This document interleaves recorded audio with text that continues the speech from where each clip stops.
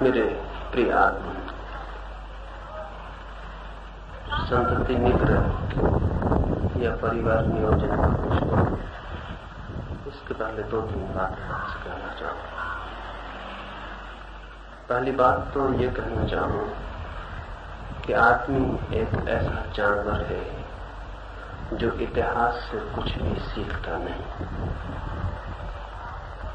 इतिहास लिखता है, इतिहास बनाता है, लेकिन इतिहास से कुछ सीखता नहीं। और ये इसलिए सबसे पहले कहना चाहता हूं कि इतिहास की सारी खोजों ने जो सबसे बड़ी बात प्रमाणित की है वो ये कि इस पृथ्वी पर बहुत से प्राणियों की जातियां अपने को बढ़ा के पूरी तरह नष्ट हो गई। इस जमीन पर बहुत शक्तिशाली पशुओं का निवास था, लेकिन वे अपने को बढ़ा के नष्ट हो गए। आज से 5 लाख वर्ष पहले, और जो मैं कह रहा हूं वो वैज्ञानिक अनुसंधान के आधार पर कहता हूं, जमीन पर हाथी से भी बड़ी छिपकलियां थी। अब तो आपके घर में जो छिपकली बची है वही उसका एकमात्र वंशज है। इतना शक्तिशाली जानवर था, उसकी अस्थियां तो उपलब्ध हो गई। वो सारी पृथ्वी पर फैल गया था, अचानक विदा कैसे हो गए? उसने इतने बच्चे पैदा कर लिए, इतनी संख्या बढ़ा ली कि जमीन उसके रहने को, उसको बसाने को असमर्थ हो गई। किसी युद्ध में वो प्राणी नहीं मरा, कोई एटम बम उस पर नहीं गिरा, भीतर से ही उसकी संख्या का एक्सप्लोजन उसकी मृत्यु बन गई। ऐसे और सैकड़ों प्राणी इस पृथ्वी पर रहे और अपने को बढ़ा के ही समाप्त हो गए। मनुष्य जाति फिर उस बिंदु के करीब आ रही है जहां वो अपने को बढ़ा के समाप्त हो सके। बुद्ध के जमाने में इस देश की आबादी 2 करोड़ थी। लोग अगर थोड़े खुशहाल थे तो कोई सतयुग के कारण नहीं। जमीन थी ज्यादा, लोग थे कम। अतीत की जो हम स्मृतियां लाए हैं खुशहाली की, वो खुशहाली की स्मृतियां नहीं, वे स्मृतियां हैं जमीन के ज्यादा होने की, लोगों के कम होने की।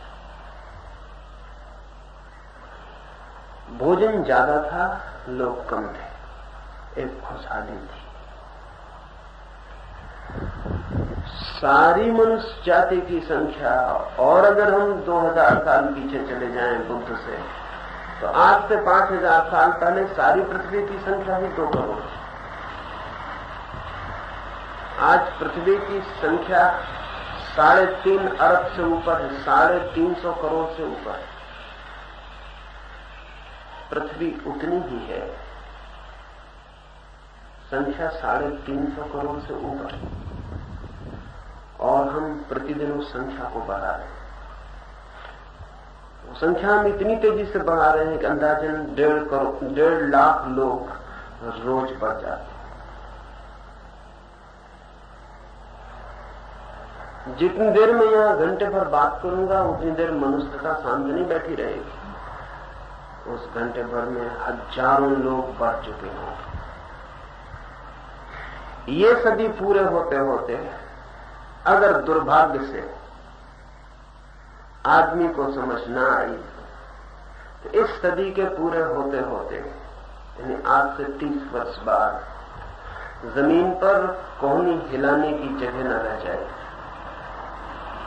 तब सभाएं करने की बिल्कुल जरूरत नहीं पड़ेगी, हम 24 घंटे सभाओं में होंगे। ये हो नहीं पाएगा, ये हो नहीं पाएगा। कोई ना कोई सौभाग्य, युद्ध, महामारी, कोई ना कोई सौभाग्य, मैं कह रहा हूं, इसे होने नहीं देगा।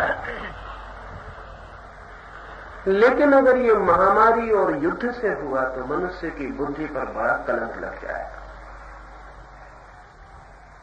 जिन सिनसार की मैंने बात की, जिन छिपकलियों की बात की जो हाथियों से बड़ी थी और अब नहीं है, उनके पास कोई बुद्धि न थी, शरीर बहुत बड़ा था। वे कोई उपाय न कर सके, वे कुछ सोच न सके, वे मर गए। हम सदा से ऐसा सोचते रहे हैं कि आदमी सोचने वाला प्राणी है, हालांकि आदमी सबूत नहीं देता इस बात की। और इधर 50 सालों से आदमी को जितनी समझने की कोशिश की गई है, उतना ही पुराना विश्वास कमजोर हुआ है। वो जो रैशनल बीइंग का ख्याल था वो कमजोर हुआ है। आदमी भी विचारवान प्राणी नहीं मालूम पड़ता है, क्योंकि वो भी जो कर रहा है अत्यंत विचारवान है। और सबसे बड़ी विचारहीनता जो हम कर सकते हैं आज, वो संख्या को बढ़ाए जाने की। इस समय वो आदमी उतना बुरा नहीं जो किसी की हत्या कर देता है, उतना बड़ा क्रिमिनल नहीं, बल्कि कौन जाने वो आदमी कुछ अच्छा ही काम करता है। मनुष्य के काम से नहीं कहता कि कोई हत्या करे, कोई हत्यारे को हत्या करने के लिए नहीं कह रहा हूं, लेकिन हत्या उतना बड़ा अपराध नहीं जितने एक नए बच्चे को जन्म देना बड़ा अपराध है। क्योंकि हत्या से एक आदमी मरेगा और एक बच्चे को जन्म देने की प्रक्रिया अगर जारी रहती तो पूरी मनुष्यता भी मर सकती है।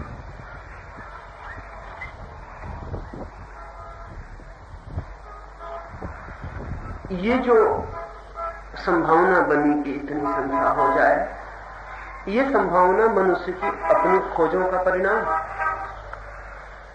इथोपिया में लोग बहुत सी बीमारियों से मरते हैं, जो बीमारियां दूसरे मुल्कों में समाप्त हो गई। इथोपिया का सम्राट हेलशासी अमेरिका से एक छोटा सा आयोग बुलाया डॉक्टरों का जांच पड़ताल के लिए इथोपिया में कि वहां की बीमारियों को कैसे रोका जा सके।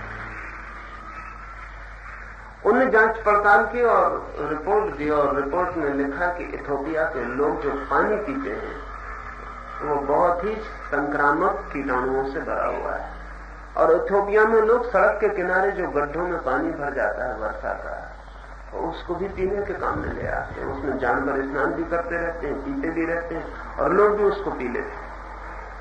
तो उस कमीशन ने कहा कि अगर शुद्ध पानी पिलाने की चिंता की जाए तो इथोपिया की बहुत सी बीमारियां विदा हो सकती हैं। सम्राट ने वो कमीशन के आयोग की जो रिपोर्ट थी उसे रख के कहा कि आपकी खोज के लिए धन्यवाद, लेकिन ये काम मैं कभी करूंगा नहीं। आयोग ने कहा, आप क्या कह रहे हैं, लोग मर रहे हैं। उस सम्राट ने कहा कि पहले मैं उन्हें बचाने का इंतजाम करूं और कल फिर उन्हें समझाने जाऊं कि बच्चे पैदा मत करो, ये झंझट दोहरी हो जाएगी। इधर मैं बचाऊं उनको बीमारी से और उधर बच्चे बढ़ेंगे, और कल फिर जगह जगह लिखना पड़े कम बच्चे होते हैं अच्छे, वो सबकी पंचायत में मैं न बढ़ूंगा, वो अपने आप ही कम हो जाते। कठोर लगती है इथोपिया के सम्राट की बात, लेकिन हम सबको देख के ऐसा लगता है कि शायद वो आदमी ठीक ही कहता है। आदमी ने मृत्यु दर कम कर दी और अनुपात बिगाड़ दिया। आज से 150 साल पहले, 200 साल पहले 10 बच्चे पैदा होते तो 9 बच्चों के मरने की संभावना थी। आज 10 बच्चे पैदा होते हैं तो 9 के बचने की संभावना हो गई, और वो जो एक मर रहा है वो भी हमारी कुछ नासमझी से मर रहा है, नहीं तो उसको भी मरने की जरूरत नहीं। और आज से 200 साल पहले 10 बच्चों में वो जो एक बच जाता था वो परमात्मा की कृपा से बचता था, हमारी समझदारी से नहीं। हमारी समझदारी से तो 9 मरते थे। तो एक एक आदमी 20-25 बच्चे भी पैदा करता था, क्योंकि 20-25 बच्चे पैदा करके भी 2 बच्चे बच जाएं तो बहुत था।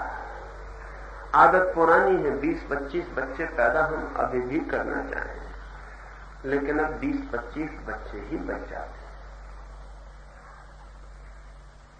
मनुष्य ने मृत्यु दर पर रोक लगा दी है, बीमारी पर रोक लगा दी है।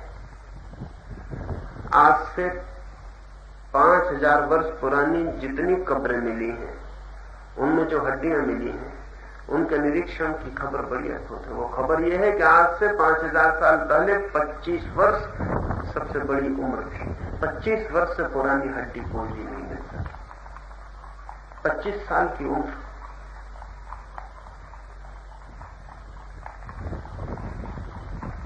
पच्चीस साल की उम्र आखिरी उम्र रही हो।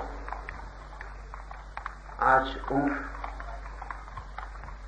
कई मुल्कों में 70, 80, 85 के बिंदु को छू गई। रूस में आज हजारों ऐसे लोग हैं जो 150 वर्ष के करीब या पार कर गए। और जितनी हमारी वैज्ञानिक समझ बढ़ी है, उसकी संभावना बढ़ती जाती है कि हम चाहें तो आदमी की उम्र को अंतहीन लंबा कर सकते हैं। ये हमारी संभावना बढ़ गई है। विज्ञान ने मौत को पीछे हटा दिया, लेकिन जन्म की जो पैदा करने की हमारी आदत है वो अवैज्ञानिक, वो उन दिनों की है जब विज्ञान नहीं था। प्रकृति जो है भूल चूक ना हो जाए इसलिए बहुत अबंडेंस में प्रयोग करती, बहुत अति में प्रयोग करती। जहां एक गोली मारने से काम चल जाए वहां प्रकृति 1000 गोली मारती, क्योंकि अंधा खेल है। 1000 में एक लग जाए तो बहुत। आदमी निशानेबाज हो गया। अब वो एक ही गोली में मार सकता है, लेकिन आदत उसकी पुरानी। प्रकृति के अबंडेंस को समझना बहुत जरूरी है। एक बीज आप लगाते हैं, 1000 लाख बीज हो जाते हैं। ये इस बात की कोशिश है कि लाख बीज में कम से कम एक तो फिर पौधा बन सकेगा। एक पुरुष अपनी साधारण स्वास्थ्य की जिंदगी में 4,000 संभोग कर सकता है, सहज 4,000। और अगर प्रत्येक संभोग बच्चा बन सके तो एक एक आदमी 4,000 बच्चों का बाप हो सकता है। लेकिन ये 4,000 नहीं हो पाता क्योंकि स्त्री की क्षमता बहुत कम है। वो वर्ष में एक ही बच्चे को जन्म दे सकते। इसलिए जिन मुल्कों में बच्चों की ज्यादा जरूरत थी, जैसे मुसलमानी मुल्कों में, क्योंकि युद्ध उन्हें करना था और लड़के मर जाते, इसलिए मोहम्मद ने 4-4 शादियों की छूट दी। पुरुष कम हो, औरतें ज्यादा हो तो संख्या को कोई खतरा नहीं है, क्योंकि एक पुरुष 50 स्त्रियों से बच्चे पैदा कर सकता है। लेकिन अगर स्त्रियां कम हो जाएं, पुरुष कितने ही हो तो कुछ फर्क नहीं पड़ता, क्योंकि स्त्री की क्षमता बहुत सीमित है। वो एक ही बच्चे को वर्ष में जन्म दे दे तो बहुत है। 4,000 मैं कह रहा हूं, अगर एक एक संभोग बच्चा बन जाए तो 4,000 बच्चे एक पुरुष पैदा कर सकता है। लेकिन एक संभोग में जितने वीर्याणु जाते हैं उसमें 1 करोड़ बच्चे पैदा हो सकते हैं। एक संभोग में 1 करोड़ वीर्याणु जाते हैं। अगर इसको भी हम हिसाब में लें तो 1 करोड़ गुणित 4,000, 4,000 करोड़ बच्चे एक पुरुष के व्यक्तित्व से पैदा हो सकते। एक पुरुष इतने वीर्याणु पैदा करता है अपनी सामान्य उम्र में कि इस पृथ्वी पर जितने लोग हैं उससे कई 100 गुना ज्यादा।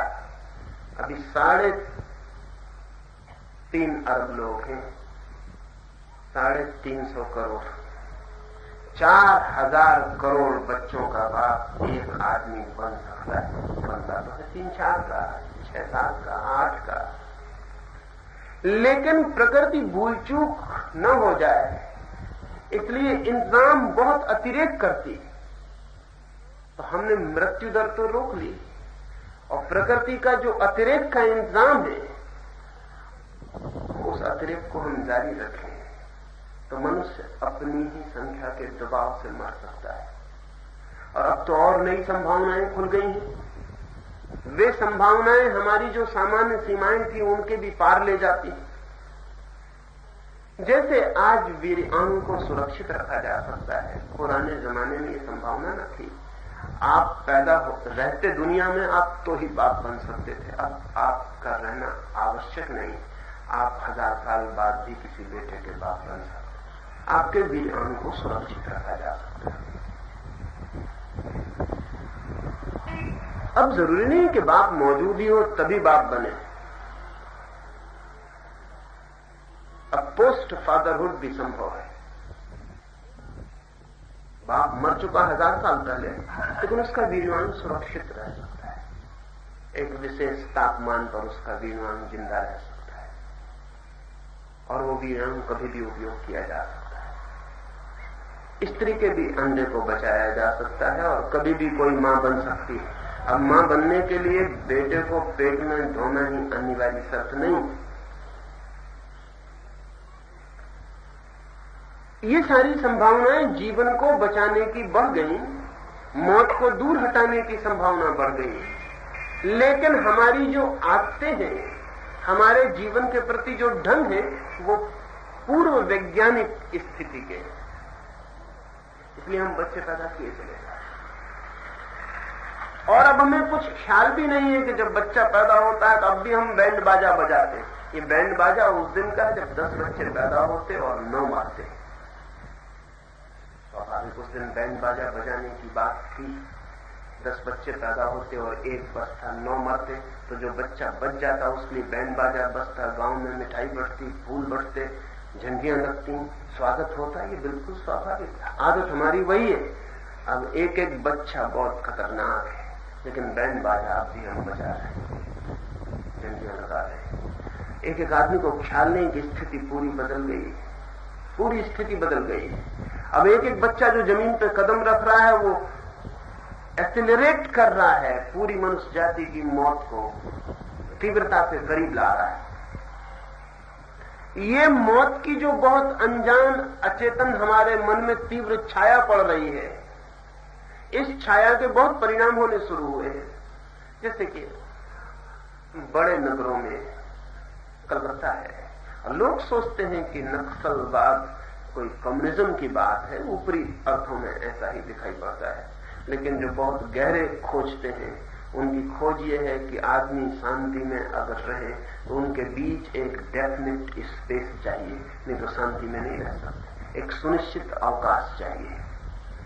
चूहों पर बहुत प्रयोग हुए हैं, शेरों पर बहुत प्रयोग हुए हैं और उनने बड़े अद्भुत परिणाम दिए हैं। आदमी पर प्रयोग करने की हिम्मत तो अब भी आदमी नहीं जुटा पाया, नहीं तो बहुत साफ परिणाम हो जाए।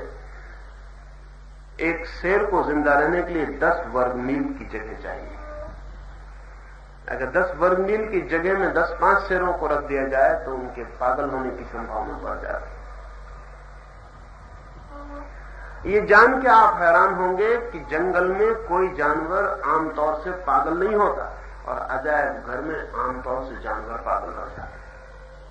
और अजायब घर में और जंगल में सिर्फ एक फर्क, लिविंग स्पेस कम हो जाती है। और बल्कि अजायब घर में जंगल की बजाय ज्यादा सुविधाएं हैं, ज्यादा वैज्ञानिक भोजन, ज्यादा पीछे डॉक्टर लगा है, सारा इंतजाम है जो जंगल में नहीं है। न कोई डॉक्टर है, न भोजन की उचित सुविधा है, जानवर को भूखा भी रहना पड़ता है, लेकिन जंगल का जानवर पागल नहीं होता और अजायब घर के जानवर पागल होता है। जब मैंने पहली दफे अजायब घरों का अध्ययन किया और मुझे पता चला कि अजायब घर में जंगल के जानवर पागल हो जाते हैं, तो मुझे ख्याल हुआ कि हमने आदमी के समाज को कहीं अजायब घर नहीं बना दिया। क्योंकि आदमी जितना पागल हो रहा उतना कोई जानवर पागल नहीं हो रहा। और ये पागल का अनुपात भी जितना सघन होती जाती है संख्या वहां बढ़ता चला जाता है,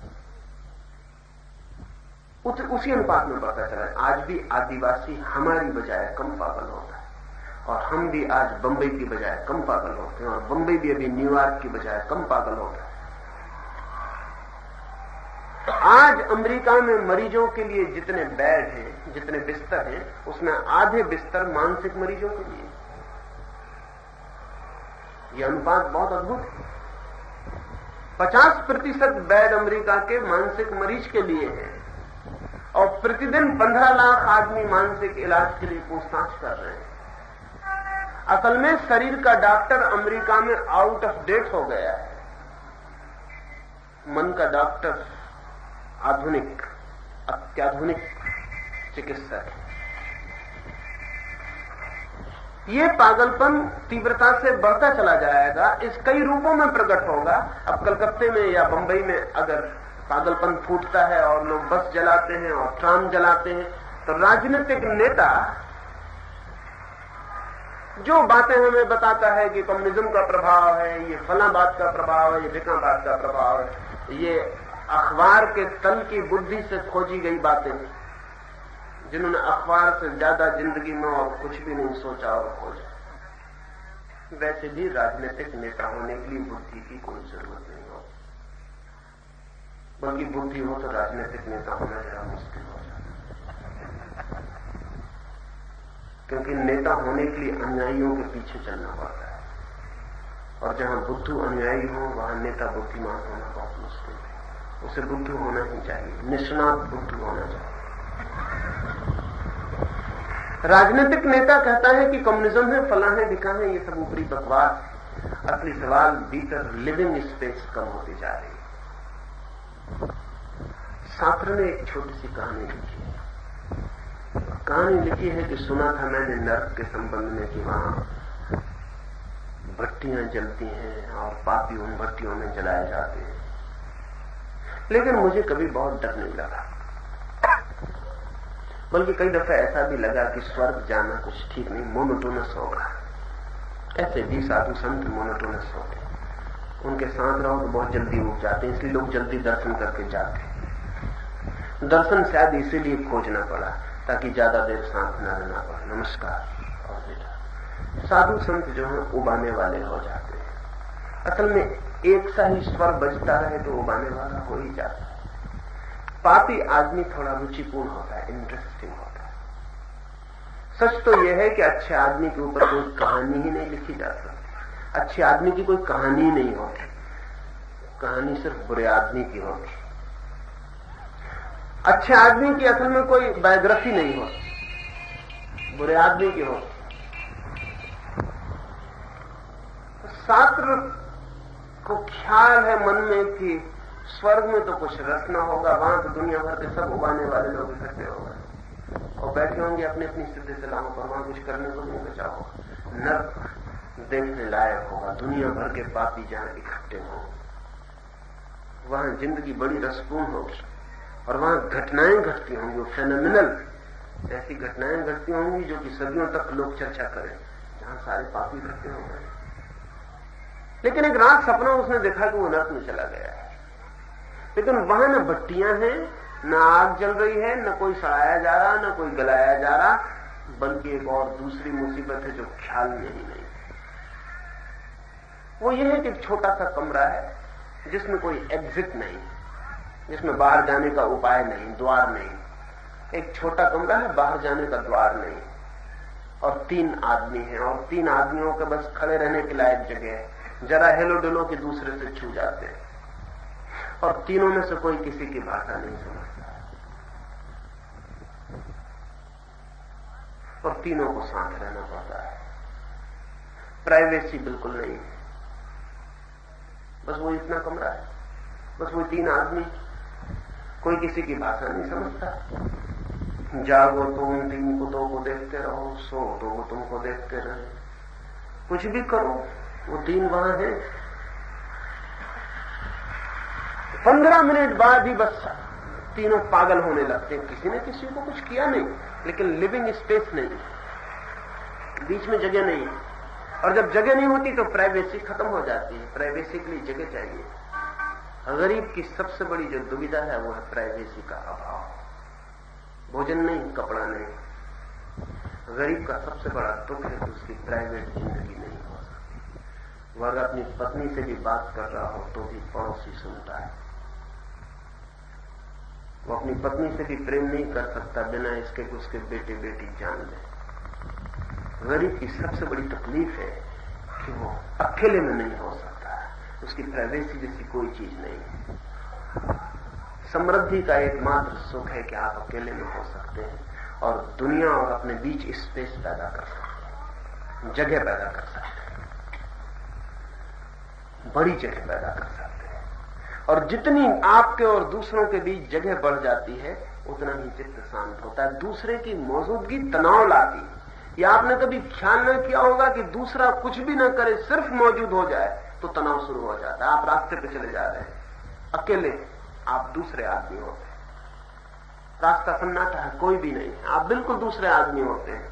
हो सकता है अपने से बात कर रहे हो, मौज में आ गए हो, गीत गुनगुना रहे हो, वो गीत जो अपने बेटे को आपने कभी नहीं गुनगुनाने दिया, लेकिन दो आदमी निकल आए सड़क पर, बस आप बदल गए। सिर्फ दो आदमियों की मौजूदगी आपको तत्काल टेंस कर देती है। अगर बहुत ठीक से समझें तो the other is the tension, वो जो दूसरा है वही तनाव है। वो जो दूसरा है और वो दूसरे की मौजूदगी बढ़ती जा रही है।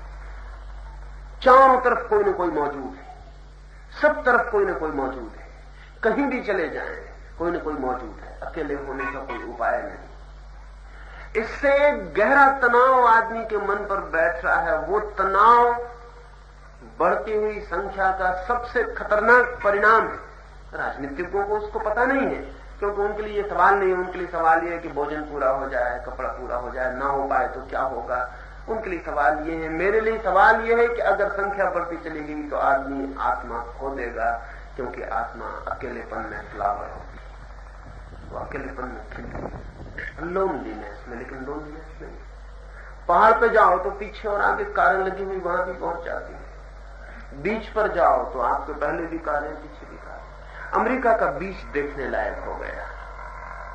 लोग 30-30, 40-40, 50-50, 100-100 मील छुट्टी के दिन भागे हुए चले जा रहे हैं, लेकिन गाड़ियां नेक टू नेक फंसी।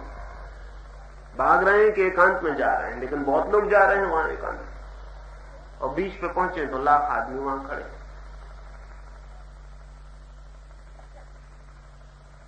भीड़ के बाहर होना मुश्किल हुआ जा रहा है। महावीर और बुद्ध बड़े ठीक मौके पे हो गए। अब होते तो पता चलता, अब जिसको होना उसको पता चल रहा है कि क्या कठिनाई है। लिविंग स्पेस नहीं बची है, अकेले खड़े नहीं हो सकते, अकेला होना असंभव है। और जो आदमी अकेला ना हो पाए वो आदमी ठीक अर्थों में जी ही नहीं पाता। वो बाहर ही बाहर घूमता रहता है, कोई ना कोई मौजूद है, कोई ना कोई मौजूद है, सब तरफ कोई ना कोई मौजूद, कहीं ना कहीं से कोई ना कोई देख रहा है। ये जो तनाव, ये जो इनर टेंशन है, इसका विस्फोट होगा। नई नई शक्लों में ये डिस्ट्रक्शन बन जाएगा, तो दूसरे को मिटाने की इच्छा पैदा होगी। अब वो इच्छा बहुत रूप लेगी। पहली बात तो वो रैशनल बनेगी, बुद्धि का खोजेगी। गरीब कहेगा अमीर को मिटाना, क्योंकि इस अमीर की वजह से हम शांत नहीं हो पाते। कम्युनिस्ट कहेगा कि कम्युनिस्ट विरोधी को मिटाना है, इसके बिना हम जी नहीं सकते। हिंदू कहेगा मुसलमान को मिटाना है, मुसलमान कहेगा हिंदू को मिटाना है। बहुत गहरे में हम दूसरे को मिटाना चाहते हैं, जगह बनाना चाहते हैं। तो गुजराती कह रहा है महाराष्ट्रियन को मिटाना है, महाराष्ट्रियन कह रहा है गुजराती को मिटाना है, बंगाली कह रहा है मारवाड़ी को न टिकने देंगे कलकत्ते। ये झगड़ा मारवाड़ी, गुजराती, महाराष्ट्रियन और हिंदू और मुसलमान का नहीं है।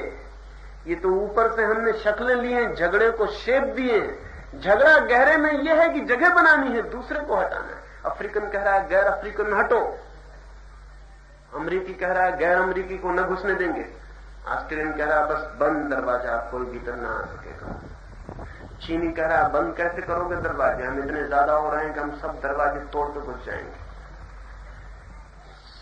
कोई चीन का कसूर नहीं है हिंदुस्तान पे हमला, संख्या का भारी दबाव। जैसे किसी थैले में जरूरत से ज्यादा चीजें भर दी और वो थैला फटने लगा और चारों तरफ चीजें गिरने लगी। ऐसी चीन की हालत है। 70, 75, 80 करोड़ चीन की सामर्थ्य के बाहर हो गई। थैला छोटा पड़ गया, आदमी ज्यादा है, वो चारों तरफ गिर रहे हैं, उनका कोई उपाय नहीं। सारी दुनिया जिस तकलीफ में खड़ी है आज, वो है कि आदमी और आदमी के बीच जगह चाहिए। अगर जगह खत्म हो जाएगी तो बड़ा मुश्किल हो जाए। चूहों पर बहुत प्रयोग हुए हैं, बड़े अद्भुत अनुभव हुए। अनुभव यह है कि चूहे को भी रहने के लिए जगह चाहिए। रहने के लिए नहीं, सिर्फ दूसरे चूहे और उसके बीच में एक खास फासला चाहिए। कभी कभी मिले, मुलाकात हो, फिर अलग हो जाए, और नहीं तो कठिनाई हो जाती। तो चूहों की लिविंग स्पेस को कम करके बहुत प्रयोग किए गए और पाया गया कि कितने चूहे इकट्ठे रख दिए जाएं एक कमरे में तो चूहे पागल होने शुरू हो जाते, और कितने चूहे कम किए जाएं तो वो स्वस्थ होने शुरू हो जाते। जंगल में जाके आपको जो अच्छा लगता है उसका कारण जंगल कम, दूसरे लोगों का न होना ज्यादा है। पहाड़ पर जाके आपको अच्छा लगता है उसका कारण पहाड़ कम, वो दी अदर, वो दूसरा नहीं है आंख गड़ाए हुए कि आपके कपड़ों के भीतर देख रहा है चारों तरफ आंखें ही आंखें घेरे हुए, वो नहीं है। वहां आप हल्के हो पाते हैं, आप लेट पाते हैं, जो आपको करना होता है कर पाते हैं, वो असंभव हुआ जा रहा है। मनुष्य का मन मरने के पहले बिल्कुल पागल हो जाएगा अगर इस पृथ्वी पर संख्या बढ़ती चली गई, कोई उपाय काम न आया, और अभी जो हम उपाय कर रहे हैं वो उनसे कोई आशा नहीं बनती। वे बहुत ही कमजोर उपाय हैं, वे ऐसे हैं जैसे कोई समुद्र को खाली कर रहा हो, छोटे से बर्तन में भर भर के, गिलास में भर भर के खाली कर रहा हो। मामला बहुत बड़ा है और सरकारें जो भी कर रही हैं वो बहुत छोटा है, उससे कुछ हल होने वाला नहीं। बहुत कठिनाई है, उससे कुछ हल होने वाला नहीं, क्योंकि वो हम हल करते हैं वो इतना छोटा है, और जब तक हम हल कर पाते हैं 10-5 लाख लोगों को पैदा होने से रोकते हैं, तब तक करोड़ लोग पैदा हो चुके हैं। वो इतने विस्तार पर प्रश्न है। इसके पहले कि दुनिया समाप्त हो, भीड़ से भीड़ पागल होगी, पागल होना शुरू हो गई। आज ठीक ठीक मानसिक रूप से स्वस्थ आदमी का सर्टिफिकेट किसी को भी देना मुश्किल। ज्यादा से ज्यादा इतनी कह सकते हैं कि ये आदमी अभी पागल नहीं हुआ है, ये नहीं कह सकते कि ये आदमी ठीक है।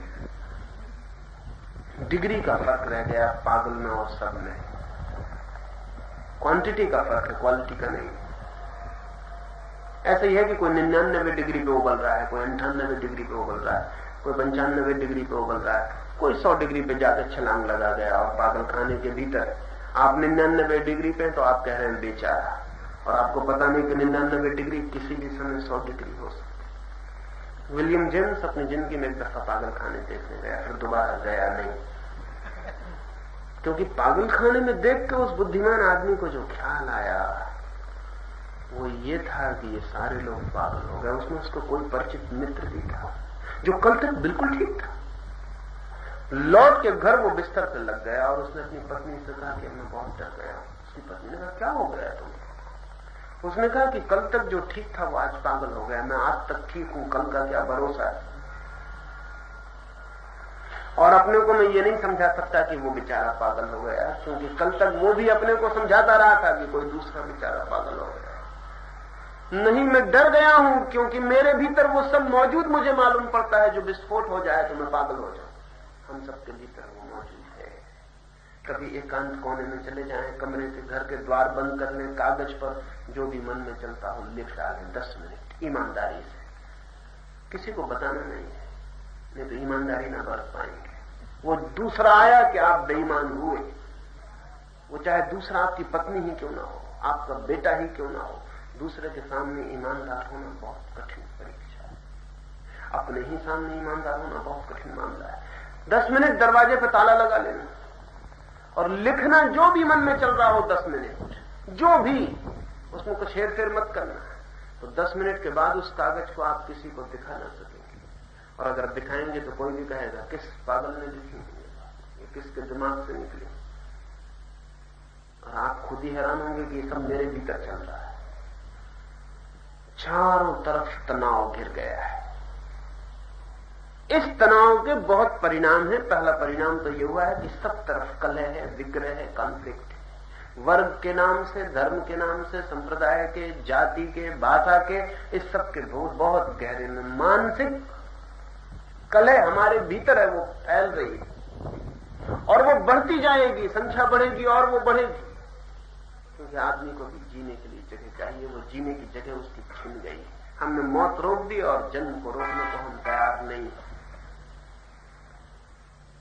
ये जो कलह है ये रोज युद्धों की शक्ल में भभकेगी, फूटेगी। हमने अगर हाइड्रोजन और एटम बना लिया है तो आकस्मिक नहीं है ये। असल में इस जगत में कुछ भी आकस्मिक नहीं होता, और इस जगत में जो होता है उसके भीतर बहुत गहरे नियम काम करते हैं। जैसे उदाहरण के लिए अभी बड़े मजे की बात है ना कि दुनिया में स्त्री पुरुषों की संख्या करीब करीब बराबर है। बड़े मजे की बात है। इसको कौन इंतजाम कर रहा है? बड़ी दुनिया है। इसमें कभी ऐसा नहीं हो जाता कि एकदम पुरुष ही पुरुष बहुत हो जाएंगे, बहुत हो जाए। 116 लड़के पैदा होते हैं और 100 लड़कियां पैदा होती हैं, और 116 लड़के भी बड़ी व्यवस्था से पैदा होते हैं, क्योंकि सेक्सुअली मैच्योर होने के पहले तक 16 लड़के मर जाते हैं और संख्या बराबर हो जाती है। असल में लड़का कमजोर है लड़की से, लड़की का रेसिस्टेंस ज्यादा है, औरतों की प्रतिरोधक शक्ति ज्यादा है, वे बीमारी को ज्यादा झेल सकती हैं, कष्ट को ज्यादा झेल सकती हैं, परेशानी को ज्यादा झेल सकती हैं और टूटने से बच सकती हैं। पुरुष की क्षमता रेसिस्टेंस की कम है, इसलिए प्रकृति 116 लड़के पैदा करती है और 100 लड़कियां पैदा करती है। लड़कियां बच जाती हैं, 16 लड़के इस बीच डूब जाते हैं, संख्या 14-15 वर्ष की उम्र होते होते तक बराबर हो जाती है। ये बड़ी हैरानी की बात है कि कोई इनर सूत्र काम करते हैं जिंदगी में। आदमी ने उन भीतरी सूत्रों पर कई तरफ से हमला कर दिया है और इसलिए बहुत इनर बैलेंस को बिगाड़ दिया है। तो हमने मृत्यु पे तो हमला बोल दिया, बीमारी नहीं होने देंगे, प्लेग नहीं होने देंगे, महामारी नहीं आने देंगे, मलेरिया नहीं होने देंगे, मच्छर को नहीं बचने देंगे, हमने सब इंतजाम कर दिया। उधर से मरने की तरफ हमला बोल दिया, इधर जन्म की तरफ से जो धारा चल रही है वो धारा उसी हिसाब से चल रही है जिस हिसाब से मलेरिया का मच्छर होता तब चलनी चाहिए थी, प्लेग होती, महामारी होती तब चलनी चाहिए थी, काला ज्वर होता तब चलनी चाहिए थी। वो प्रकृति अपने ही अनुशासन से काम करती है, वो अनुशासन उसका चल रहा है भीतर, ना कोई चिंता न करें, आप बैठे रहें, वो अनुशासन भीतर चल रहा है और हमने अनुशासन का एक छोर बदल दिया। इसलिए मैं संतति नियमन के अत्यंत पक्ष में हूं। दूसरा छोर हमें बदलना पड़ेगा। मौत को अगर हमने छुआ है तो जन्म को छूना पड़ेगा। अब जन्म को प्रकृति के अंधे हाथों में नहीं छोड़ा जा सकता। लेकिन इस संबंध में भी कुछ बातें मैं कहना चाहूंगा। मेरे लिए ये सवाल भोजन कपड़े लत्ते का कम, मेरे लिए ये सवाल मनुष्य के आत्मिक विकास का ज्यादा है। मेरे लिए सवाल यह कि अगर पूरी मनुष्यता को पागल होने से बचाना है तो संतति पर नियमन करना पड़ेगा, परिवार नियोजन को गति देनी पड़ेगी। और गति जैसी हम दे रहे हैं वैसा नहीं चलेगा, क्योंकि उसके भी खतरनाक परिणाम हो सकते हैं जो हम कर रहे हैं अभी। इसके पहले कि मैं उस संबंध में कुछ कहूं, मैं आपसे ये भी कह दूं कि जैसे मैंने कहा कि प्रकृति का एक भीतरी इंतजाम चलता है, वो अंधा है।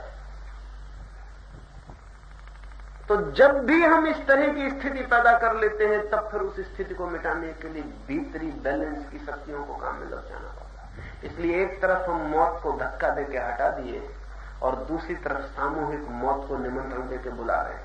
वो तीसरा महायुद्ध सामने खड़ा है।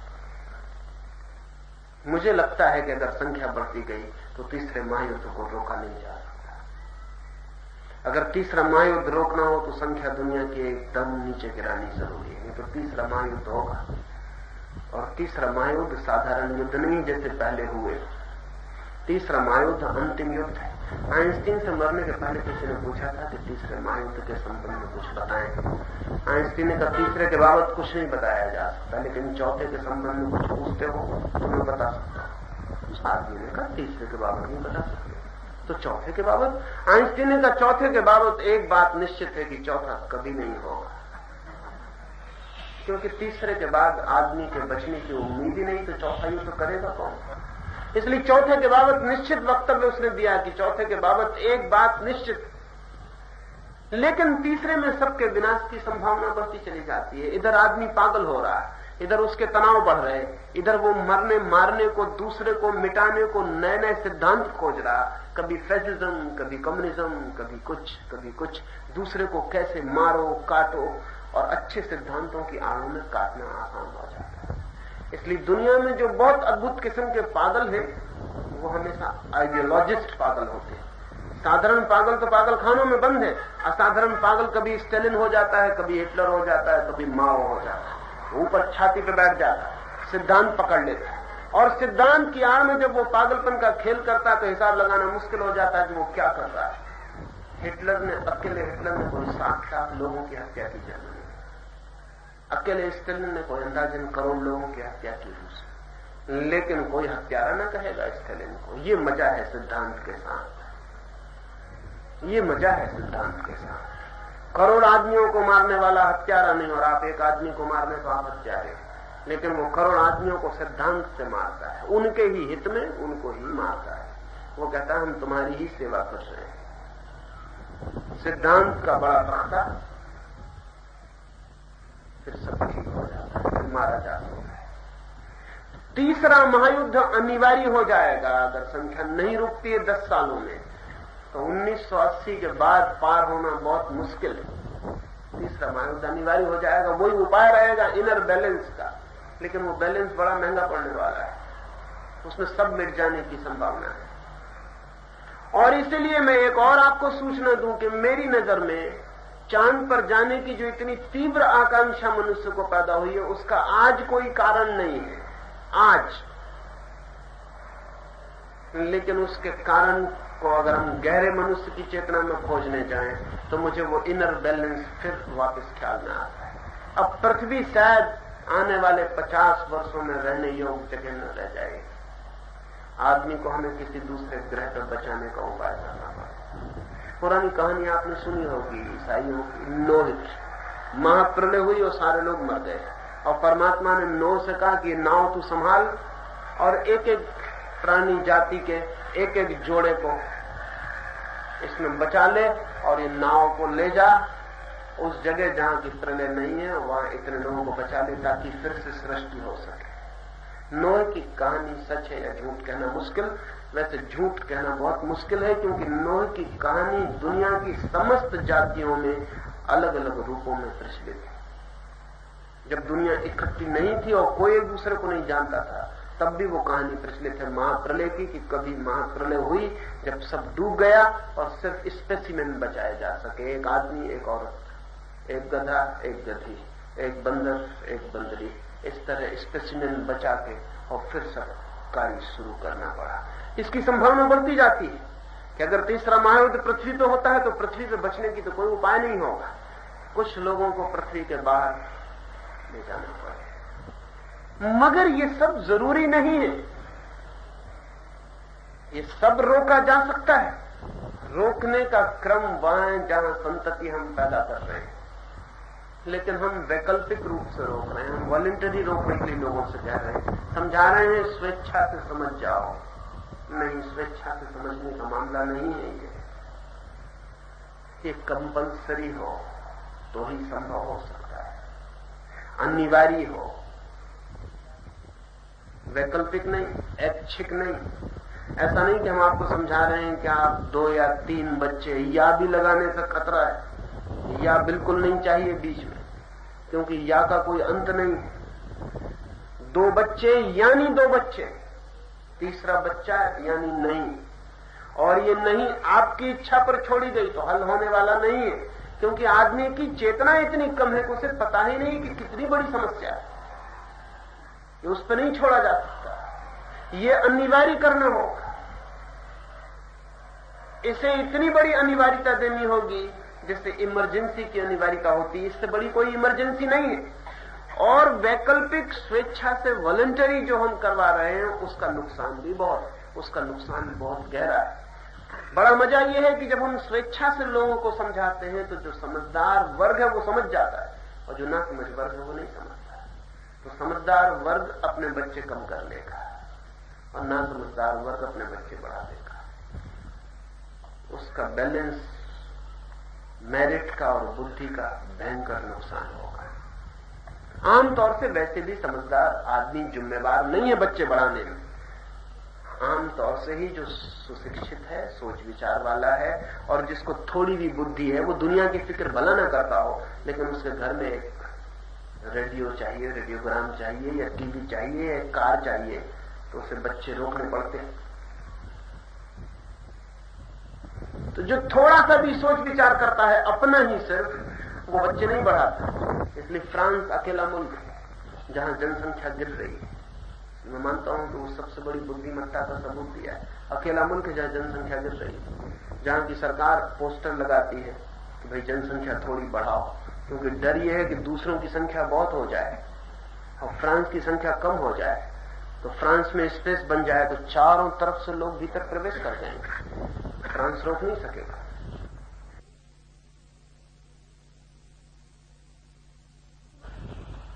बुद्धिमान मुल्कों की संख्या ठहर गई है, स्वीडन हो या स्विट्जरलैंड हो, नॉर्वे हो या बेल्जियम हो, वो ठहर गए। यूरोप की संख्या ठहरने के करीब पहुंच गई है, एशिया विक्षिप्त हुआ जा रहा है। इसलिए पश्चिम को सबसे बड़ा खतरा है। आपके लिए वो अगर बर्थ कंट्रोल के साधन मुफ्त भेज रहे हैं तो ऐसा मत सोचना कि सिर्फ परोपकार है। पश्चिम के लिए सबसे बड़ा खतरा है कि एशिया उसको डुबा देगा कीड़े मकोड़ों की तरह। सबसे बड़ा खतरा है इस वक्त पश्चिम को। एक तो उसने संपन्नता पा ली है, समृद्धि पा ली है, सभ्यता पा ली है। हजारों हजारों साल के मनुष्य के सपने आज जब करीब होने आए हैं पूरे, तब एशिया इतने बच्चे पैदा कर रहा है वो